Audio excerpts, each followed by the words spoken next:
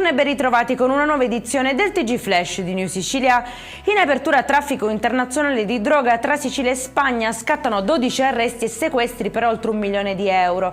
L'organizzazione, con base tra Catania e Barcellona, avrebbe gestito piantagioni indoor e spedizioni di hashish e marijuana verso l'Italia. Sequestrati oltre 900 kg di stupefacenti, 1670 piante di cannabis e una villa di pregio.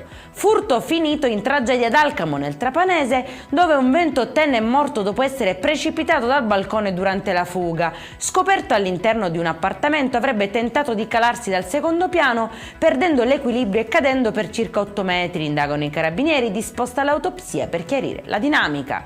Scoperto a Palermo un presunto sistema per comprare la patente nautica con un tariffario apposito per ottenere il titolo senza sostenere regolarmente i quiz. 5 le misure cautelari e 46 gli indagati. Gli accertamenti avrebbero documentato esami pilotati e verbali falsificati in cambio di mazzette da 1.000 euro con immagini di denaro maneggiato in bagno. Blitz nelle campagne di Ramacca, nel Catanese, recuperato un trattore rubato nascosto in un canneto e arrestati 2 uomini del posto. Secondo l'accusa stavano manomettendo il mezzo quando sono stati sorpresi dai carabinieri. Un terzo complice invece è riuscito a fuggire, ma proseguono le ricerche per incastrarlo. E in chiusura Eolie ancora isolate per il maltempo. La mareggiata ha devastato l'approdo di Ginostra, già interdetto, aggravando i danni alla struttura portuale. Ad Acqua Calda invece il mare ha già superato il lungomare, invadendo strade e abitazioni.